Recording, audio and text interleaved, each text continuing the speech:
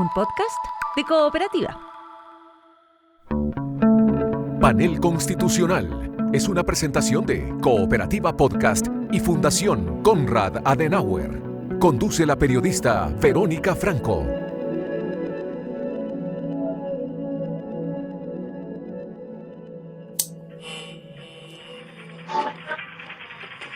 En contra.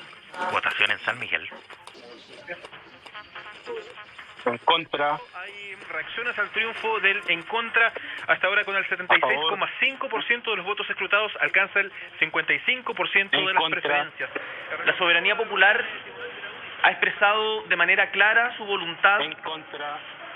Con esto, quiero ser claro, se cierra el proceso constitucional.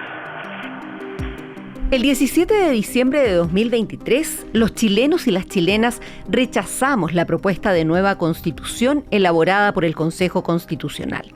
Por segunda vez en menos de 2 años, un proceso para reemplazar la Carta Fundamental quedaba en nada. ¿Pero realmente volvimos a cero? Esa misma noche, el abogado constitucionalista y decano de la Facultad de Derecho de la Universidad de Chile, Pablo Ruiz-Tagle, planteaba otro camino.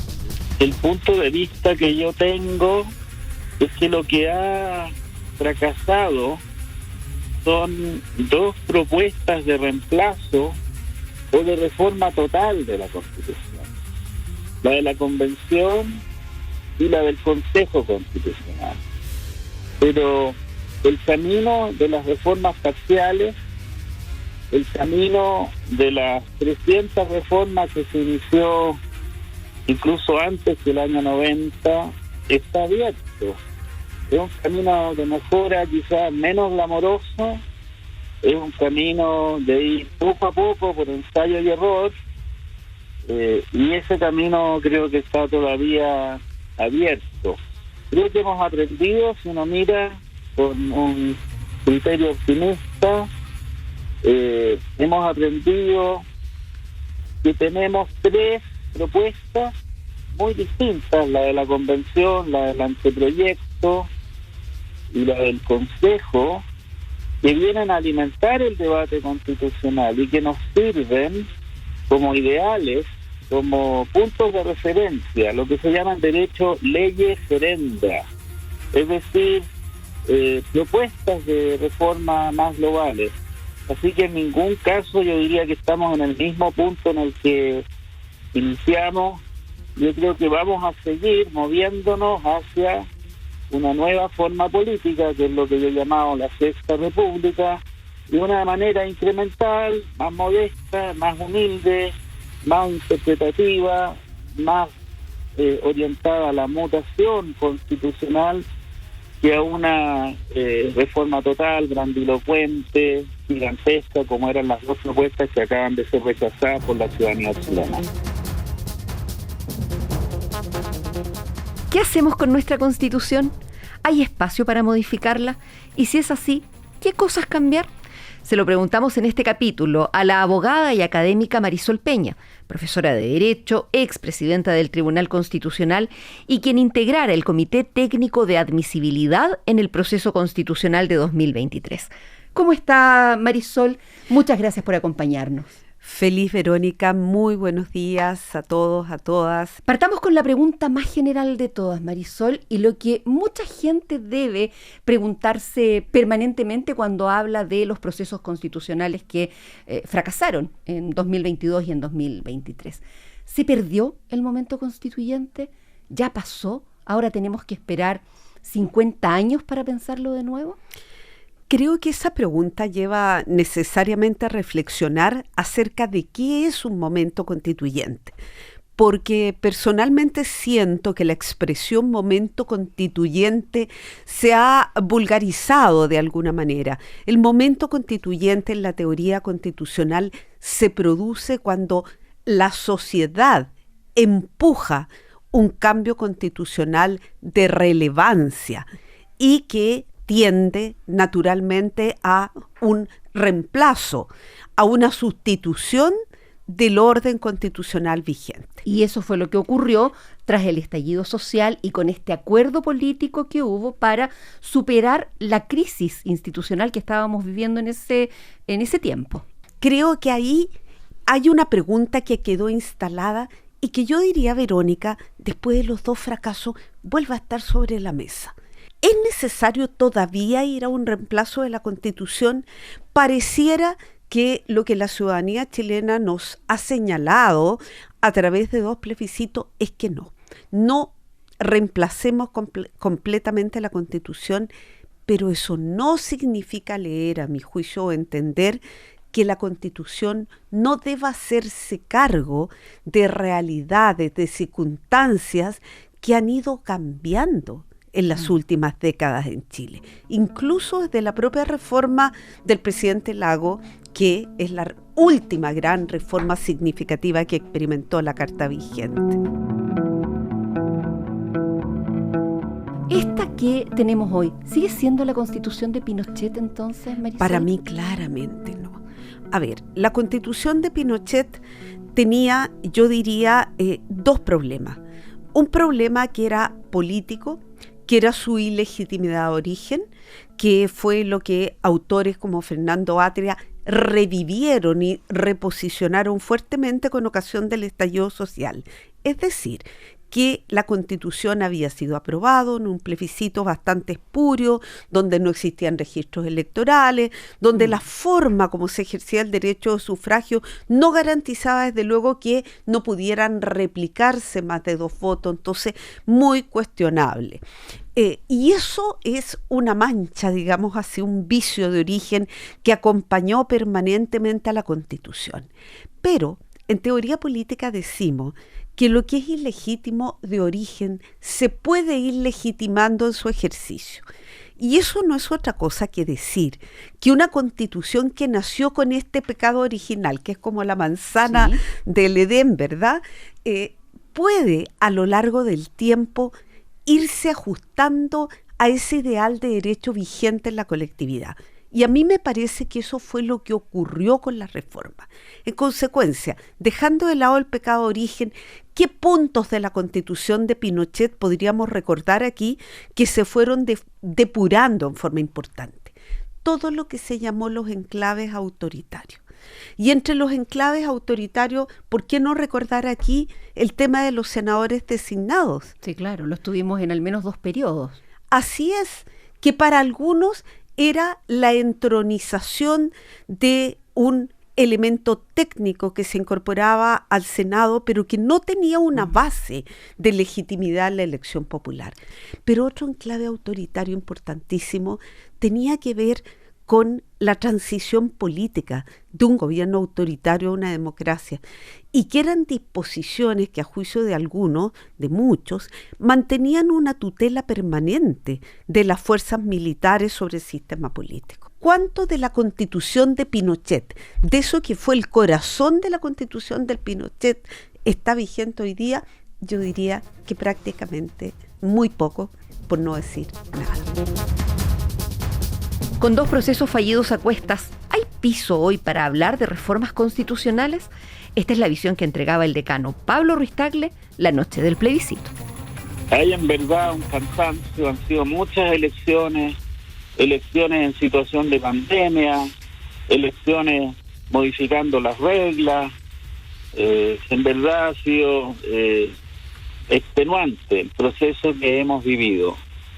Y hay una necesidad en materias que no son estrictamente constitucionales, o sea, el tema de la seguridad, el tema de la previsión, el tema de la educación, son temas urgentes que requieren un acuerdo país, un entendimiento entre las fuerzas políticas. Entonces, esto que podríamos llamar esta fase agonal de lucha, de batalla, sería bueno que se diera una fase más constructiva, sobre todo pensando en las personas que tienen menos recursos, y es ahí donde debería estar orientada, digamos, la fuerza de la política, que es la forma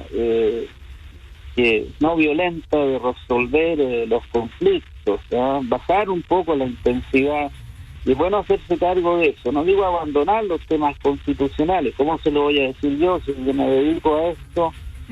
Soy profesor de Derecho Constitucional. Pero hacerlo de otra forma, de una manera más tímida, más humilde, más con ensayo y error, de formas parciales. Eso es lo que yo creo en materia constitucional. Tendríamos que continuar por ese camino. Finalmente, decano, para quienes han declarado, seguirá vigente la Constitución de 1980. ¿Es esa una afirmación correcta? ¿Es esa la Constitución que hoy se ratifica? Bueno, creo que hemos conversado muchas veces de eso. La verdad es que yo tengo una posición que la Constitución que tenemos hoy en día en Chile no es la Constitución de Pinochet.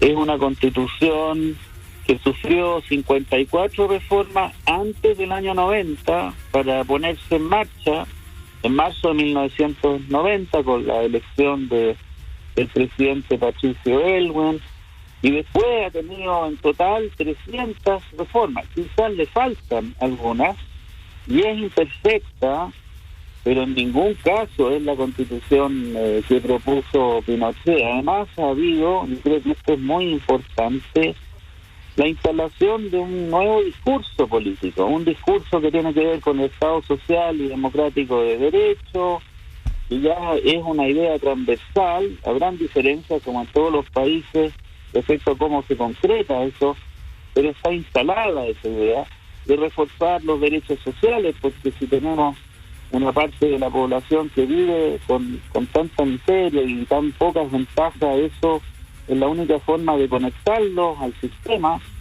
y la verdad es que yo no veo que podamos decir, y eso fue un eslogan que transmitió mucho la propuesta de la convención, de que esta era la Constitución de Pinochet, que esta era la Constitución de los militares. No es así. Es la Constitución de los 30 años. De los 30 años, y perdónenme que lo diga, en mi opinión, que son quizá los 30 años más virtuosos de nuestra vida política. Yo sé que esto que digo es algo muy controvertido, pero es cuestión de analizar los números y analizar la historia. Es un periodo imperfecto que tiene una doctrina muy dura, que es el neoliberalismo, que se hace, digamos, en algunas instituciones, pero es un momento histórico muy potente en cuanto a lo que ha sido la estabilidad, el crecimiento y también el progreso en nuestra país. Parte de lo que se planteó públicamente y en ambos procesos era la necesidad de establecer un Estado social y democrático de derecho en una nueva Constitución, que es algo que para un sector importante no está adecuadamente representado en la actual Carta Magna, Marisol. La verdad, Verónica, y yo no podría ir en contra de lo que escribí. Hace un tiempo escribí una columna en el Mercurio, en el editorial A2, acerca de reformas antes de que comenzara el segundo proceso, después del fracaso del primero, y yo dije, ¿qué reformas realmente debiéramos pensar en serio en introducir? Y yo sostuve allí que me parecía que la reforma del Estado social de derecho, social y democrático de derecho es importante por varias razones.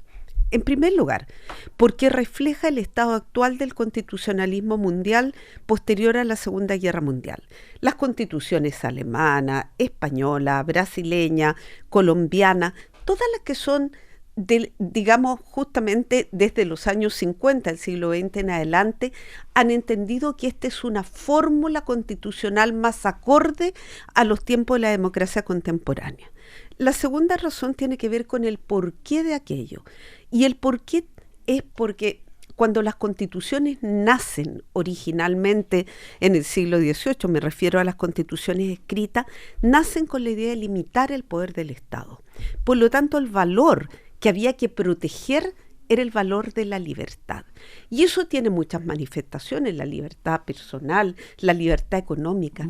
Pero resulta que cuando uno deja la libertad tan abierta, sin hacer un adecuado equilibrio con la igualdad Y no solo la igualdad formal, es decir, que nos traten igual a todos los que estamos en la misma situación, sino con la igualdad sustancial, que tiene que ver con la igualdad de oportunidades.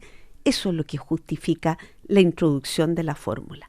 Y tercero, porque desde el punto de vista de la justicia constitucional, de la cual yo formé parte en este país, es decir, de aquellos a quienes nos toca interpretar, llevar la Constitución a la solución de conflictos concretos, el criterio, el principio del Estado Social de Derecho nos provee elementos muy valiosos para resolver con arreglo a criterios de mayor equidad e igualdad. Y por ende, lo que entiendo es que si no construimos una nueva constitución, sino que empezamos a reformar la que hoy nos rige, tendríamos que apuntar de todas maneras a transformarla en una constitución que estableciera un Estado social y democrático de derecho en nuestro país. Yo soy partidaria de esa fórmula y entiendo que un grupo de senadores encabezado por la senadora Jimena Rincón ya iniciaron una reforma constitucional durante la vigencia del segundo proceso. Incluso estamos coetáneamente con Consejo Constitucional, Comisión Experta, Comité Técnico de Admisibilidad, y ellos ingresaron esta reforma en el entendido que era necesario. Debo sí hacer la prevención de que lo que pude observar en los debates del Consejo Constitucional, de la Comisión Experta, como árbitros constitucionales que éramos los integrantes del Comité Técnico de Admisibilidad, es que no hay todavía en la sociedad chilena un entendimiento claro de esta fórmula. Entonces, si uno le pregunta a un grupo de personas, va a decir que la fórmula del Estado Social de Derecho significa derechamente mayor intervención del Estado. Y por lo tanto, por ejemplo, eliminar a los privados de toda la provisión o participación en la provisión de necesidades básicas como salud, por ejemplo, en salud, educación o pensiones. Personalmente no adscribo esa tesis. Creo yo que la fórmula del Estado Social de Derecho debe ser construida, como dice el PNUD, en los Objetivos de Desarrollo Sostenible, en una línea de gobernanza, que significa que el Estado construye alianzas inteligentes, poderosas con los particulares, para juntos arriar en un mismo sentido y poder construir una sociedad más igualitaria y más justa. Obviamente el Estado siempre debe tener la tutela, la fiscalización, pero temo que una reforma necesaria, repito, sobre el Estado Social de Derecho va a revivir el debate que tuvimos en los procesos constitucionales acerca de estas dos miradas, un Estado Social de Derecho como un Estado estatista, ¿sí?, o un Estado Social de Derecho con participación de los particulares, y ojo que no meto aquí el principio de subsidiariedad porque no necesariamente tiene que ver. Una última pregunta, Marisol Peña, en esta conversación. ¿Estamos en el mismo punto en el que iniciamos o, como nos decía Pablo Ruiz Tagle, el decano de Derecho de la Universidad de Chile, aquí lo que tenemos ya es una base con tres propuestas tan distintas, ¿no? La de la convención, el anteproyecto de los expertos y la propuesta del Consejo, que finalmente alimentan el debate constitucional? Estamos muy de acuerdo y solo me permitiría agregarle que hay otra propuesta que me parece muy digna de considerar, que es la propuesta constitucional de fines del segundo gobierno de la presidenta Bachelet, que fue también fruto de un proceso de participación popular con cabildo ciudadano y que a mi juicio, por ejemplo, tiene una regulación muy racional en lo que se refiere a las fuerzas de orden y seguridad pública y del Consejo de Seguridad Nacional, curiosamente. Y lo digo a propósito de todos los debates actuales sobre reglas de uso de la fuerza. Entonces, indudablemente no podemos borrar con el codo lo que escribimos con la mano y tenemos un acervo constitucional. Y mi impresión es que ahora que estamos comenzando el año legislativo, estamos todavía con el arrastre de lo que a mi juicio fue un proceso de desgaste constitucional en la ciudadanía. A mi juicio, la ciudadanía en diciembre del año pasado lo que expresó fundamentalmente en las urnas fue un desgaste constitucional. No me hablen más de temas constitucionales cuando sigue el tema de los asaltos. la gente quiere soluciones para sus problemas concretos y se dio cuenta que esas soluciones no vienen necesariamente por la vía constitucional. Entonces, me parece a mí que en este momento aún no están dadas las fases para reponer el tema constitucional. Sin embargo, en la medida que los temas vayan avanzando, la reforma sobre pensiones que está impulsando el gobierno, el nuevo pacto fiscal y otras, el mismo tema de las reglas de uso de la fuerza, la revisión de la infraestructura crítica, la nueva ley de inteligencia en temas de seguridad, creo que vamos a estar en situación de volver la mirada a algunas reformas constitucionales que quedaron presentadas. Es Marisol Peña, profesora de Derecho, expresidenta del Tribunal Constitucional, que integró también el Comité Técnico de Admisibilidad en el proceso constitucional de 2023 y que ha estado conversando hoy con nosotros. Muchísimas gracias, Marisol. A ti, Verónica, muchas gracias y muy buenos días a todos.